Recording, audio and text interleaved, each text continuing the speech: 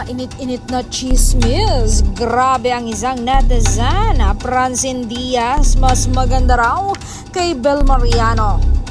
Yan ang hirit ng isang netizens. Ito nga ang sabi niya, hindi man lang nag-effort. Ang itsura talaga maganda sa kanya si Francine. Hirit naman ng Dondel fans na talagang pinagtanggol ang kanyang idolong si Bel Mariano. Kaya nga nag-face mask siya dahil hindi siya nakapag-ayos. And for sure, may dahilan kaya hindi siya nakapag-ayos. Dahil isa siya sa actress na busy sa industriya. Hirit pa ng isa, wag kang gumawa ng issue. Kanya-kanya silang ganda.